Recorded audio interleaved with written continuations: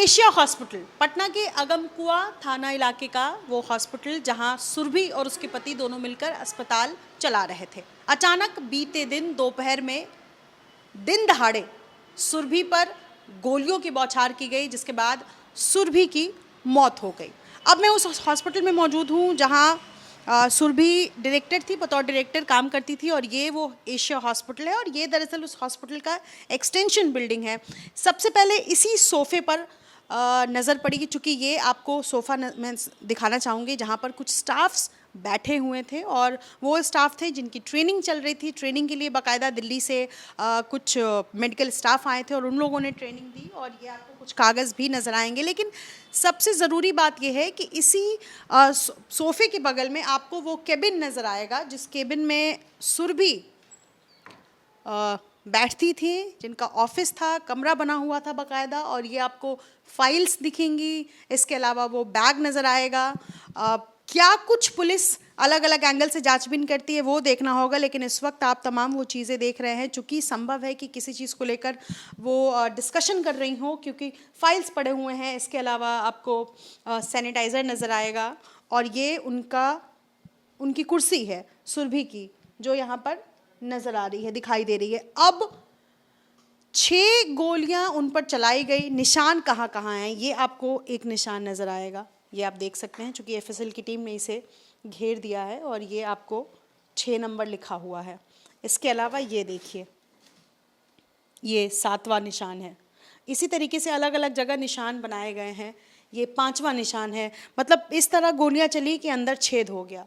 ये आप देखिए, ये 4था निशान आपको नज़र आएगा इस कोने में। संभव है कि ब्लड स्टेन्स ना हो, एफएसएल की टीम को कुछ और साक्ष्य मिले हों और उसके आधार पर यहाँ पर इस तरीके से निशान बनाया गया हो। ये आपको ब्लड स्टेन नज़र आएगा यहाँ पर।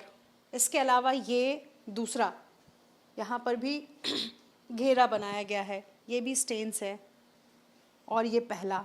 यानी 7 अलग अलग साक्ष्य जुटाने की कोशिश में जुटी हुई एफएसएल की टीम ने 7 अलग अलग निशान बनाए हैं, और क्या मामला था यह अभी तक साफ नहीं हो पाया है। सुरभि हर दिन की तरह बीते दिन भी दोपहर में, यानी शनिवार की दोपहर में हॉस्पिटल आई, और उसके बाद उनके जो कर्मचारी थे, मेडिकल स्टाफ्स थे, वो यहीं बैठे हुए थे, और ऐसे में आपको एसी भी खुला हुआ है, पंखे खुले हुए हैं।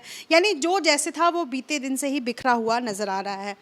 कौन है वो अपराधी, इसको पुलिस जांचबीन करने की कोशिश कर रही है। ये आपको चप्पल कोने में नज़र आएगा, संभवतः ये सुरभि के चप्पल हो। हालांकि पुलिस जांचबीन कर रही है, क्या कुछ मामला है ये जुटाने की कोशिश कर रही है। लेकिन सबसे बड़ी बात यह है कि अचानक अपराधी आ जाते हैं इस गेट को खोलकर, और ये बगल में आपको चलती फिरती सड़क नज़र आएगी। क्या किसी को पता नहीं चला, भनक तक नहीं लगी। गोलियों की आवाज़, एक गोली नहीं, 5-6 से ज़्यादा गोलियां अगर चलती हैं तो क्या एक भी गोली की आवाज़ नहीं आई।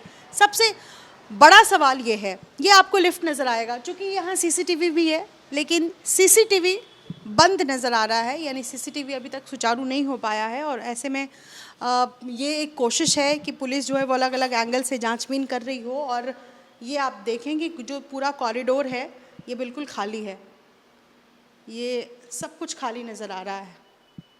ये एक कमरा है, इस कमरे में भी फ़िलहाल कोई नहीं है। ये कंप्यूटर ऑपरेटर का कमरा हो सकता है, क्योंकि प्रिंटिंग मशीन्स और डेस्कटॉप्स पड़े हुए हैं। और इसके अलावा ये बगल में एक स्ट्रेचर है, और यहाँ स्ट्रेचर पर ब्लड स्टेन्स आपको नज़र आएंगे। संभव है कि सुरभि को यहाँ पर लिटाया गया हो, और यहाँ कुछ कागजात नज़र आ रहे हैं, और ये बिल्कुल ब्लड स्टेन्स आपको दिख रहे होंगे।